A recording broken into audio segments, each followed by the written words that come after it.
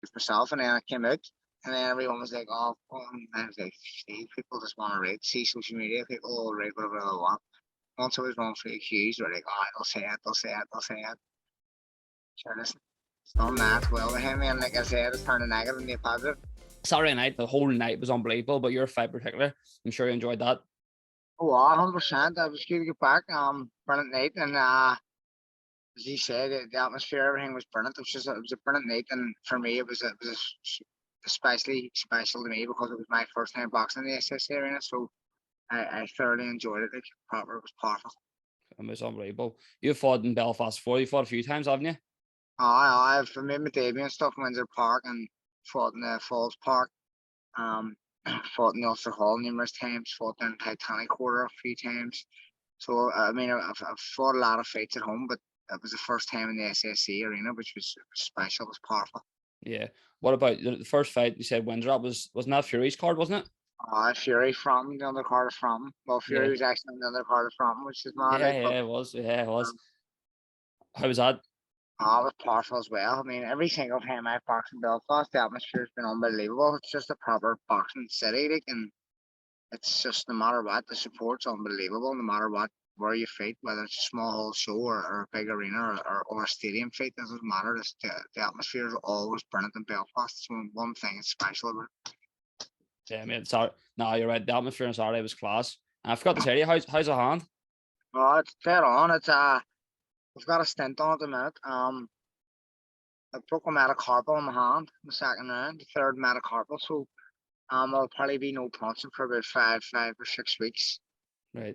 Well, I'll still be training, like, so it won't really matter to me. You know what I mean? It's just a fucking just unfortunate about Aye. with a hand, like but listen, it's boxing. You're fucking throwing at a high volume of punches. And these things happen. So it's just a wee minor setback for me, and it's good that it came after a fucking good win. So um, just had to regroup again and just come back at it, and hopefully the hand heals well, and everything else goes to plan for the Yeah. back end of the year. Did you know when? Did you know what happened when it happened, or? I knew when it happened right away. I went back there after the second round. I went back in the corner. Says the Pete Taylor, my hand's fucking away. I can't throw left hand. I tried to throw it once it went. I threw left hook, I think, and that's sort of what done the damage. I felt it right away, and then I tried to throw left hand after it, and I got a big shock up my hand, and I knew right away. I was like, oh, fuck, that's my hand away. It was weird because whatever way I was throwing it, I started throwing hooks like this. I usually throw my hooks high like that, and it was aching when I was something like that. When I was throwing it like that, or was fuck all, or was throwing a border punch to your body. It wasn't that sore. It wasn't sore at all really. So I was able to do that. Like changed up a wee bit, but I knew right away when I threw it, I heard it. I definitely broke it. I knew it. Yeah, I mean that's mad. Like before, like you said, though, you're glad it happened after the fight because your last Yeah. fight, you were training all for months. What happened? Late pullout or something, was it? I bought a couple of shows fell through here at the start of the year. I was back training from January and was due to fight in March, the end of March. I was told it was a Commonwealth title eliminator, which was what got me a good few quid, like, and would have put me up early as well. But I fell through. The whole show fell through due to the MTK thing and the MTK folding and stuff like that. And then we had the reschedule the show, so rescheduled for April 22nd, and then Probellum put on another show in Liverpool on the same day. Fury was fighting as well on the 23rd, so we were sort of stuck with dates and TV and stuff. That show fell through, and then I was pushed on to March or May, the 29th of May, which was a Sunday, and the ESPN were due to video it, like they were the broadcasters, and they pulled it as well. Um, last minute thing, and I fell through. So fucking training for all these different big fight dates that were just kind of falling through with them heading. And then I got a phone call to fight O'Hara Davies on the 18th of June in Leeds, and I fucking me being me, obviously I took it too long, took the opportunity. Well, I took it right away when they phoned. It didn't even have to make a decision. It was just a straight yes, 100% give me the fight. Pete Taylor was up for it, I was up for it, all that, and then they sent the contracts, purses were agreed, money was agreed. Um, again, good money, and a fucking 2 weeks before the fight, he changed opponent and got a different opponent. It's fucking nightmare. So up, not like see leading up to that, you got like you said, though, you were obviously going to the thing, signing the contracts. I'm sure that would have cost you a lot of money leading up that, like, you know what I mean, of 6 months training. Yeah, 100%. Like I'm up and down from Dublin driving, and the price of diesel and stuff's through the roof. So fucking it's not cheap. Like and then it's time away from the fucking from the family as well, and time away from my own business and the gym. You know what I mean? It's very hard to do that. I'm up and down every day, and I thankfully I was getting one of the boys in Dublin were helping me out with diesel. He was helping me out with diesel. He has like a company that he works for a massive security company, and he was able to help me out with some diesel. So I was able to keep me in camp for a wee bit longer, which was good for a play day. And then um thankfully anyway I got a fucking fight out of it in the end because I couldn't be continuously doing that all yearly. Yeah, that sounds mad. Like people don't realize these things. You see boxers, and they're like, obviously fights are quality. You get a pay or whatever, but it's the leading up to it that I find interesting. Like, 'cause you have to put basically a lot of your own stuff into it, like, don't you? Yeah, 100%. It's like it's you have to invest in yourself before you get anything in return. And that's why belief is a massive thing in boxing. Because if you don't believe you're going to go far in boxing, you're just going to put all your money into it, and you're going to get nothing in return. You need a bit of backing from someone, whether it's a manager, a good manager, or a good promoter. You need that bit of backing somewhere like along the line, and hopefully I'm in a good hands at the minute with Let's Go management. It's Lee Eaton, so I sort of know Lee from the MTK days and stuff, and I know Lee's a good promoter and a good manager, and he's rubbing shoulders with like Sherry Hearn, Frank Warren, Sky Sports Boxing. He has good contacts for all elements, and and that's why you need that. You need that bit of fucking security of some like a good management to steer you in the right direction to get you these opportunities on big platforms because that's where the money is in it. Yeah, I mean, I was listening to a thing the other day, and my mind went blank. I can't remember who it was, but it was a boxer. He won a title. I can't remember who it was. He's well known anyway. I can't. My head went blank. But he was saying after his first, or after he won that fight, the title, he was so skint. Like, he had literally no money in his bank account because he had to pay out, pay for sparring, pay for this, pay for that. He was still living at home, like, and everyone's like, "How's that even happen?" It's mad, like. It happens a lot of times. A lot of times that happens to fighters. Are just the ones of camps and saying like you have to pay for everything. Everything has to be paid for it. Um, and again, that's why it's important for like sponsors and stuff like that. Sponsors are they're like people who come on board and sponsor people. They're the real heroes. Like they make it happen. They keep the dream alive. And it's the sponsor money that gets you through camp because you have to remember you don't get paid until the back end of the fight. Right, yeah. So you're having a lot of fighters have nothing the whole way through camp, and then when they get their purse, it's all these outgoings going out of it, and then whatever they bring home to their fucking wife and kids. You know what I mean? So It's mad. there's very few people out there that have any money, and it's Yeah. a hard few years to get that. Because so when you get the opportunity, you have to take it. But I think it also shows, like, that's why I love talking to boxers, because it shows like how determined they are. The majority of them, if they've got to a decent point, like you said, you have to go through the challenges, maybe not getting paid and stuff. But if they're going to stick through it, like, fair play. I love that. It's a good attitude. But I think as well, like you mentioned, you need to have that belief, because if you don't, it's going to be hard. 100%. You just have to be realistic with yourself. What can I get out of this? Like how well am I performing in the gym? How well am I performing sparring? These are all things like have I actually got a good chance of winning stuff here? Like realistic titles, and then if you do, then and you have that belief that you will, then fucking stick it out and give it 100%. Definitely, Um, and if you don't, you're doing half-hearted, then it's just you're going nowhere. definitely, mate, definitely. You mentioned there about the gym. When was that something you just done recently, or? I reopened the gym last year, last January. We opened it. Me and my mate Marty. He was training. I wasn't even. I didn't have any. I always wanted to open a gym when I retired from boxing, keep my feet in the ground, keep me level-headed. He done his PT course a couple of years ago, and he just had like a wee sort of setup at his house, but he was training people out of his kitchen through COVID and stuff. And then when COVID started to ease a wee bit for a while last 2 summers ago, I think it was, he was looking at like different rental places and like different gyms, commercial gyms like Gymco and Academy One. But all these gyms, these commercial gyms are like in rent now, and it's like 400 quid a month rent just to fucking PT from it and use their equipment. And I was like, why don't you just go and look at your own place and open your own place? Get like, he's like, why don't you do it with me? I was like, because I'm not a PT, I'm not even qualified to do it, you fucking header. He's like, do it then, do it now, do your PT. And then I was like, when's the next one? He's like, this week. Gary Dorian's doing it, big Gary's doing it. I went, there's a hell tax guy, and I so I text the fella, Lanny, Michael Lennon, who Yeah. runs the elite program.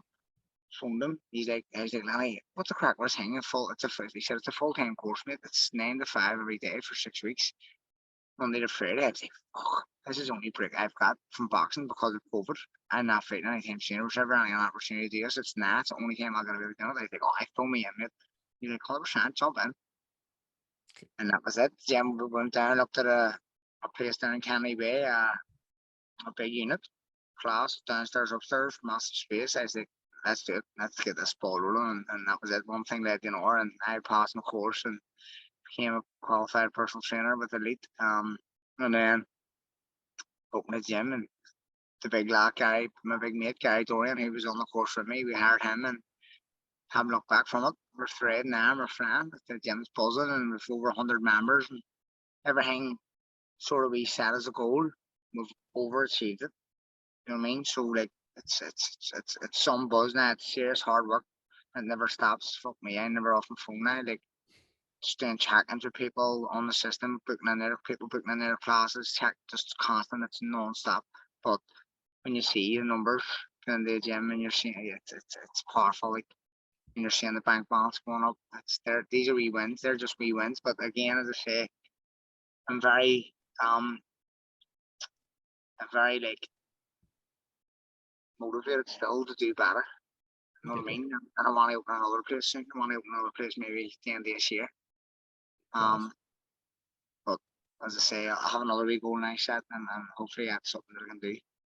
Amazing. Yeah, no, being the PT myself, like I know what you're saying. Like, see, I was in the gym for a while and I was paying like 400 quid a rent, and then I switched that up and started using the leisure centre and just doing like boot camp sessions. And I think I seen your page as well. Like that's where you do a lot of like group sessions and stuff. Small group. We do a small group, semi-private, small group personal trainer. And to be honest, it's the environment. There's a lot of people who come in who say, no, I just want personal training. I don't want to train with people. Other people know. See, when they do it once, they'll never go back to personal training because personal training is very like. There's times I walk and I see people. It's very awkward. Like if it's a new client you've never worked with before or whatever, and they're coming in, they're seeing people. I've never done it by the way, but people do, and it's like very awkward, and they're trying to keep conversations going, and then you look around and see PT sitting on their phones all because it's so. And I'm like, what the fuck are you doing? Like. So in a group environment where everyone's pushing each other on, there's a bit of fucking competition, there's a wee bit of push, a wee bit of help from each other and spur each other on. All that environment's perfect for me. Like I love that. No, I mean, I'm the same 100%. I stopped doing 1-to-1. Like I had to stop it. It was just like you said, it's not even that. Listen, like when you're with one person, he's the only person you can help or she's the only person you can help. But when you're in a big group, you're having so much more impact. And as well, like if you're charging like a 1 hour PT, whatever it is, 30 quid or whatever, like that sometimes if you're charging a big group, you can obviously for a PT you can make a bit more, and for some people coming in, it's more affordable as well. Like, but I mean, I feel like group sessions are quality. And then you mentioned there about obviously your gym doing the group sessions. Is that just like so they would come in, become like a member, and then they get access to all of them, or? Yeah, well, what happens is we have we do a beginner to winner program, so everyone is coming in. We start from scratch. I don't care how experienced you are, you start from scratch. We like do like a screening, like a movement screening while you're training. And then our aim is just for 30 days get them on a beginner to winner program and transfer them or get them over in the winners basically and get them in with all the more experienced trainers, and then they can book in the strength classes a week and like unlimited boxing, so they can literally train 6 days a week if they want. We program for them, we do everything for them, check-ins, you've got your in-body results, you get an in-body scan done, you literally get everything done for you. You get your calories worked out, just all the shit you're supposed to do anyway as a coach. Measurements, check-ins, daily check-ins, put on the WhatsApp group, stuff like that, and then the results that we've achieved like within certain members is it's unbelievable. So it's another perk of the job is seeing people's lives changing. It's unbelievable. I agree, mate. Unbelievable. It is. Like there's nothing better than someone giving you a message saying you've changed my life. You know what I mean? Like it's quality. But see with yourself, like with I suppose having the gym and stuff is good to have that release away from boxing as well. Yeah, 100%. I mean, it's good for me. It's like my girlfriend goes it, her mum goes it, her aunts go it, and then a lot of people I know. It's you're keeping yourself busy with people who you like and love, and even the members become part of like your life, because you're interacting with them every single day in the gym. You're helping them. They literally become part of your life. And even at my fight, members are buying tickets to go and watch me fighting, and it's just something that like you get this bond going with people, and it's a break away from boxing. Although it's my job, it's still unbelievable to be in that gym. See if I'm not down as coaching or down as working, I'm still in that gym. I'm out doing stuff, I'll be in cleaning, I'll do something just to be in the place. Give a wee bit of time to the members and just let them have a wee joke here and there, a wee high five here and there, and just be about the place. And Yeah, Marty's the same. The other owner, Marty's the exact same. So it's just something we have going with the gym, and it's something that I really enjoy doing. So it doesn't feel like work, you know what I mean? so where do you see that going then? Do you see that being your next thing, or Well, it's definitely something. As I say, I'm going to another place. We both, me and Marty, have goals together. We're like, obviously, I have my own individual goals within boxing and stuff. And within life, like whatever house you want to live in, I want to move into this house, want to do this, want to do that, want to get married here, want to do. They're all individual goals. But me and Marty have a goal together. We want to see stuff we visualize, and we want to have multiple facilities. Marty will probably go on to be some sort of a mentor because it's something he's really interested in. We have mentors ourselves, and we learn loads from them. So I'd say Marty will be very good at that, and I'm sure that's one of his own individual goals, that he can go on to be a mentor and get paid for that, as well as open multiple facilities and just hire more people, and working across different parts of the city. Hopefully, that's the plans anyway. nice? You mentioned our goal setting. Is that something that's clearly it's big for you? Well, I just believe if you have a goal, if you have something to work towards, you know where you know what direction you're going. There's no point in just working for the sake of like working, like you're just working to get by. I'm not here to get by. I'm here to reach the pinnacle of certain aspects of life. And even houses and stuff. Like I've got goals to buy a house, I want to buy another house, you know what I mean? And I want to buy a big house. I have like stuff I want to do, you know what I mean? Um, and I have to work hard to get that. So it keeps me level headed, like I said. And having them goals is just something that helps you visualize what your future looks like. And then when it comes, then you can go happy days at the top. Time to set new goals. Big Never time, ends. big time. I love it. No, I'm saying like I think it's important. That's something like preaching to the clients. Like it's just setting small targets, and I think it's like that's something I love hearing that because people are going to listen to this, and somebody listening and take something from that and go right. Okay, there's a professional boxer who's doing well. He's got a gym and he's talking about setting goals, which is it sounds so basic, but once you actually set the goal and work towards, like it is about that mental sort of image, isn't it? Yeah, 100%. It's everything. Like once you get that insight, it's like you know when you're close. You know when you're close, and you know like I'm getting this, I'm getting here, I'm nearly there or whatever. And like I've achieved. Like obviously had a vision of opening a gym one day. When I didn't come when I wanted originally, I haven't before it. So I literally owned a gym before I was even qualified to be a personal trainer. You know what I mean? Class, But I've done class. it, and I've done a party on it back to front, but I've done it. And then I had a wee goal of 150 members, and then I hit that before New Year. I was like, fuck, I want 100 members, and then I hit that. Now I'm pushing towards 150 members when I hit that. That it's just they're realistic targets, but you need to keep them going. You can't just take your foot off a pedal now and just go happy as if I've reached what I want to reach. Keep going, just keep going and going and going until see where you end up. Because at the end of the day, it's like if you just you'll get complacent. If you just put your feet up, go happy days, I've made it. You've never made it. There's nothing more satisfying than achieving a goal. You know what I mean? So No. once you've achieved it, you stop, you'll never get that satisfaction again. Or you set another goal and you achieve that, you'll get the same satisfaction. And so on, so on.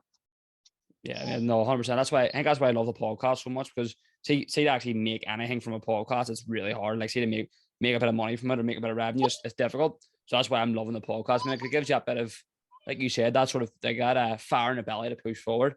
You've mentioned there about obviously owning the gym. We've got the boxing.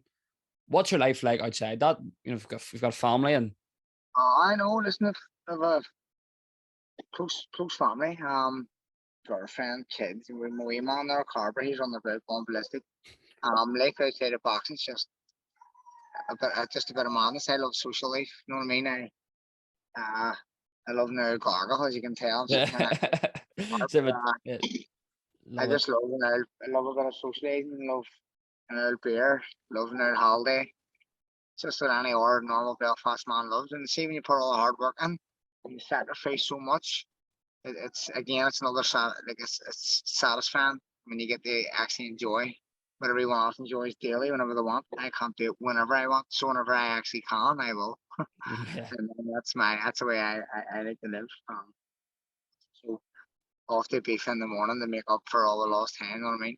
All the Oh, headaches that I've had all year, up and down from Dublin, not knowing when I'm fighting, fucking, but still staying strong in that thing. Well, I'm still going to train, still going to train, still going to train. But when am I going to fight? When am I going to fight?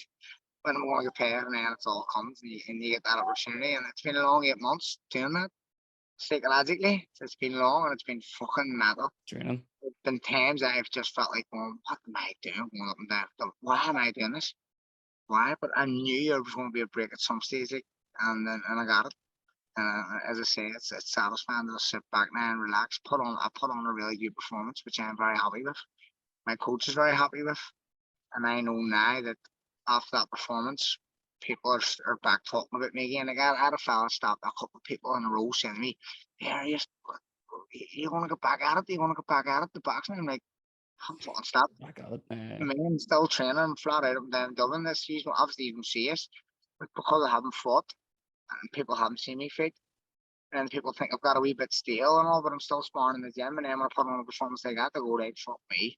Serious talent. I met people who message me after a fight saying, what a classy, flawless performance. And I know I have that side to me, and it's good to let people see it, especially on a big stage they got in the SSC arena. So it's delightful to get a performance like that and then push on that for some titles back in this year. No, I mean, again, around me on Saturday night, you heard people talking about you, like, and I was a few drinks. He's coming on the podcast. He's coming on the podcast. That's it. Fucking market at its finest. Get them on. Big time. It was like, what's your podcast? Like, here, get your phone up, or I'll get it off you on Spotify. But no, it was good. Me and again, people you said people were talking about you. People were like, everyone around us was just chatting away, like all good lads. Like, but there's people saying, that the fight was amazing. It was, and like, mate, all the fights were good. To be fair, did you? I suppose you stayed and watched them after. Last time, watched them all. I was like, Paul McCoy's fight, unbelievable. Right.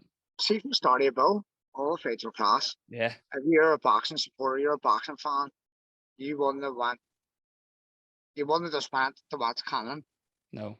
which most other people do, like in bigger cities, like London, they just go to watch the headline act, right? Seeing the difference with Belfast, they go to watch the fighters, every fighter. There's actually a good crowd there from the very start. Colin Murphy, Rudy Farrell put on a cracking fight, and I had a good fight. You'd fucking Paulie McCoy shit was a cracker, Terrell McKenna's was a cracker, and then you'd Mick Headlane, and you'd all these class up and comers, Kurt Walker, Kieran Roy, Paddy Donovan. That's top of the range Irish quality fighters. Like they're like elite level, coming off elite level amateur into the pros and probably destined for greatness. Like so people want to witness that early in their career. Because they're gonna always say, I went past him when he was 2-0, you know what I mean? Yeah. It's wonderful. Yeah. I mean, Kurt. Funny enough, you say Kurt messaged me when you were coming on. He said, tell him he's got the largest neck in Ireland. He's got the bendiest fucking back you'll ever meet. He falls asleep standing up. Every time I look at him, I was just seeing the fights. You see the weigh-ins the other day. He was telling me, I was near sleeping standing up. I was like, what's wrong with you, spastic? Fucking iron board back. Brian, you trained together, didn't you? We trained together for years in the Irish team. Like so, before Kirk came on, the Irish team, he was younger. He was on the youth team, but would have been me, Mick, Paddy, and Tommy. Would have been always the guy on the Irish team. And then obviously they all turned pro 2016. And then Kurt came in, sort of filled in after Mick, so he was behind Mick. He was coming through after Mick. Mick turned pro after Olympics. Kurt turned, and I stayed for another 2 years after it. So me and Kurt for 2 years were just roommates and fucking we just done a ring together in the Irish team up and down from Dublin together, done a ring that way. Like. So he's a good lad. No, he is a good lad.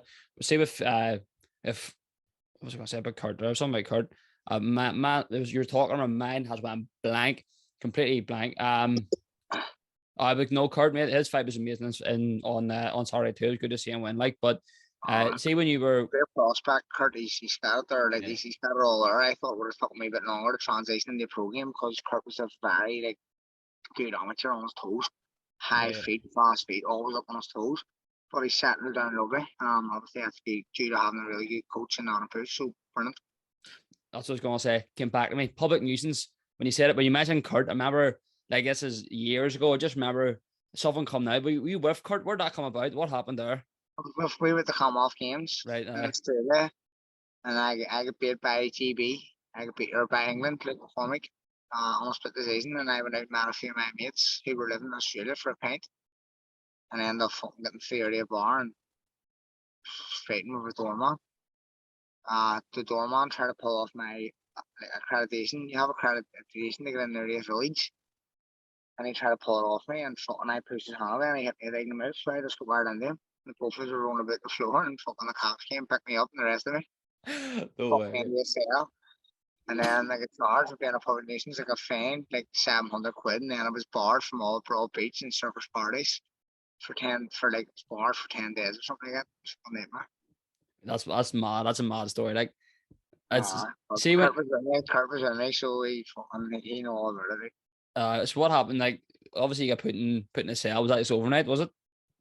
I overnight, but then what happened was Connor Wallace, we were staying with his mate from Newry, or from Newcastle, I think again, Big Neville, and he was staying in his house. So Connor Wallace got me out. He bailed me out to his address, and then I went home. Obviously, stayed in his house, stayed in Alfred's village, stayed in his gaff, and then next day I woke up, and he was like, "What are you doing? You're all over the news now." I was like, "I don't talk shit." And I went on, look, all over the news everywhere, phone going fucking mental. Everyone rang me, where are you? Where are you? John Conlon, the old coaches ring me, where are you? Where are you? I was like, I don't fucking know when someone says here, but I end up, they were trying to send me home on a flight, and I wouldn't go home. I was like, I'm not going home, not a chance. I didn't do nothing wrong. Your mom hit me first. So I got the CCTV and proved that your mom hit me first, like, so I was wrongfully accused. And Wrongly accused. but it was still barred from everywhere. Something stupid. Nightmare, mate. So do you know what? Do you love with that? Like, people, a lot of people would like get really offended. Like, not offended, but wouldn't want to hear about it again. But you've made it a thing. You know what I mean? I know, I just turned the negative into a positive. You know what I That's it. mean? People, like, loads of people jumped on the bandwagon right away. I was watching on Belfast Live, slander me. Fucking idiot, scumbag, what sort of way is that the ground, all these. So I was like, fucking, let them say what they want to say. I didn't even bait for anyone. I knew the truth myself, and then I came out. Everyone was like, oh, I was like, see, people just want to read, see social media, people will read whatever they want. Once I was wrongfully accused, they're like, oh, they'll say it. Sure, listen, it's done that well behind me, and like I said, it's turned a negative into a positive. People love it. See the name, the public nuisance, it's the cracker, like the battler, it's unique. It has It a is. story behind it, so it's class. Yeah, class. No, I love what it is. See, I think it's interesting what you said there about like the shows like social media and stuff. Is that something you would get, or like do you take the stick online or just ignore it? You get people writing shit about you all the time. I just ignore it. I don't give a shit. Like, it means nothing to me. Like, I don't bait for anything. Like, I don't care. Yeah, there's no point, like, is there? It's not real. It's not real. No one will ever come up to me and tell me something I got in my face. No one. Is anyone ever? Nah, no one. That I can ever remember. Nope. Never come up to me and say something that they would say on social media in my face. It is fake. Like, I know it's different. Like, see when someone's sitting behind a phone, like it's not even a real person. You know what I mean? It's just sitting And there. people like say like or say we're bullying and all this shit. We're kids and all, which is obviously kids can take it like in a form of bullying, but it's not real. It shouldn't even be called bullying because it's not real. I'm You with should you. understand that that person obviously has some sort of issues to try. People would make fake accounts and come on like with one followers. Like, I was on live the other week and boys were on commenting saying you're meant to be a PT and you're out drinking. No, I seen you out drinking. Yeah, we know where you live and all. It wise up, but like you said, it's just like, who even is it? You know what I mean? You know, it's like another form of like prank calls Prank years ago. call. You used to stick 141 front on people's numbers and ring them and prank call them. That's all it is. Only on a social media form, like it's there was shit, there were Big time. balls. I'm with you, mate. No, I'm with you. Where do you see yourself next then? Obviously, you've had a big fight in Saturday. What's up next? I'm hoping for a title next. I think I made mandatory to fight for Commonwealth title. I'm not sure if I am, and I don't know what way it's working, but I think I made mandatory for Commonwealth title, which will be hopefully October, November, December, in the year sometime.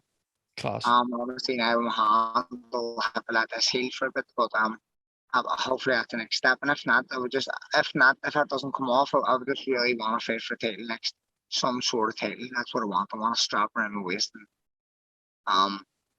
I want to have something to show off and fucking have 15 fights now. And I think it's about 10 that I've had harder fights for no belt than there is people fighting for a belt. So I'd like an opportunity now to go and get a belt. Would you see that being in Northern Ireland, or would you see it being in UK, or? I don't know where it'll be, to be honest. I was speaking to Jamie Conlon, like, and he's more than happy to put a show on here for me, he says. So that's definitely something that we'll look at. Is maybe me even in the Ulster Hall at the headline or whatever. There's talking Mccomb coming back here and fighting in December again as well in the SSC arena. So there's two options right away. As I say, for me, I would much rather fight in Belfast because it's a special city for boxing. Yeah, what would be your? I suppose somewhere in Belfast would be your dream fight then, would it? Yeah, my dream fight, would probably be. No, you know what? It'd probably be.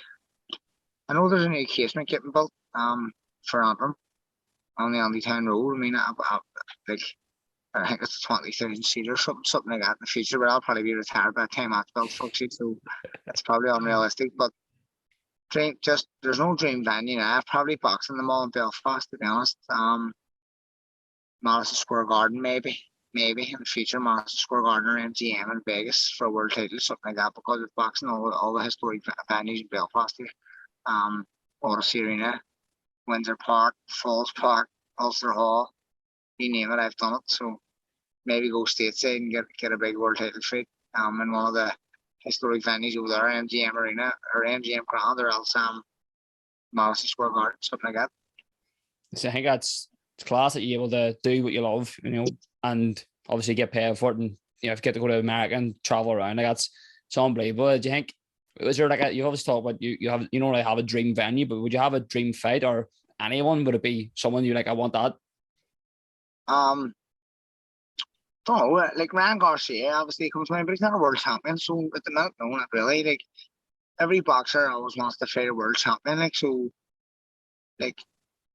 it's just one where you can showcase your skills on a top level, like on good TV, something like that. So every boxer's going to want to fight the world champion. I don't know why. Like probably Ryan Garcia would be a great fight for me. I think, but he's a different weight now as well. Moved to 140, so realistically, it's just about who's at the pinnacle of the sport at that time, and you just want to challenge yourself against that opponent. So right now, like just whoever's world champion. Yeah, nice aim, workhorse. How was last week? Obviously leading up to the fight. It was good, and it's good to have a good buzz back on fight week. There's public workout. There's a press conference. There's a public weigh-in, and then there's a fight. There's 4 things. One, fight week keeps you busy, but the buzz around Belfast was back again, and especially after COVID, there was a good turnout to City Hall for public workout, which is good to see. Class signing photos for kids, getting photos with people, that's class. That's brilliant. That was all well missed because of COVID, and then it breaks up the fact that you're making weight as well. You have to make weight, so it's always tough making weight, dehydrating yourself, starving yourself for a week. But that breaks it up a wee bit, and then you always find that wee bit of energy to go and enjoy it. So it was really enjoyable. A good week leading up to the fight. I really enjoyed it. How was your weight cut? Was it hard this time, or was it no? Right? No, I just moved back up to 140, like from 135. So it was a way easier this time. And as I say, I really got to enjoy my boxing this year because I've moved up and haven't had to focus too much on weight loss. Has there been ones over the years with been proper extreme, or? Oh, 100%. I've had a couple of cases where it's just been like seriously deflated myself, like losing weight, and it's like every time I've done it, it's really showed in performance, where I've been just flat and exhausted. Sometimes I've got through the win, sometimes I've lost due to it, but just I'm in a situation now where I just want to enjoy my boxing, enjoy life, enjoy boxing, doing that. So I've moved up, and I'm again, the performance show itself. Quality, mate. Yeah, no, I agree. Saturday was fantastic, mate. You know what? It's been amazing. It's been a really good episode. Just want to finish up with this, if there's been someone on here, like someone listening, if you give them a bit of advice, it could be anyone at all, what advice would you give them? Advice. Put in the spot, anyone at all, someone's listening, you've got maybe I you've would got just say, just do whatever makes you happy. Just do whatever the fuck makes you happy. Stop doing whatever makes other people happy. Because there was times that I've done stuff for other people, like done stuff to keep other people happy or hanging, but you quickly catch yourself on and go, what the fuck, this is doing my head in. So you need to do stuff that makes you happy. Like, if you're not happy doing it, change it. Do something that makes you happy. Whether that be change job, as job's doing my head in, fucking leave it. You're never going to starve. You're never going to starve, no matter what. Just leave your job. Don't be worrying about what the fuck the future's going to hold. If you want something different, go and get it. Like, you hate your job, get a new one. You hate your coach, get a new one. You hate the football team you're playing, go and join a new one. Like, you're hating boxing, leave and go and do another sport. You hate football, leave, go and do another sport. Just do whatever makes you happy, because there's no point in being miserable in a setting that you don't really enjoy. So the best advice I'm happy 90% of the time because I do what I love. And if I didn't love it, I wouldn't fucking do it. Simple as that. Class, unbelievable. I think that's a smashing way to end it. I mean, definitely going to people listening to that takes a lot of things you've spoken, it'll help them. So no, I mean, I really appreciate you coming on. It's been a great episode. Enjoy it, Beefy. I'm sure you'll have a good time. No doubt. Keep an eye on the social media. I'll be on the bed like a lunatic. No more getting arrested. No, none of that.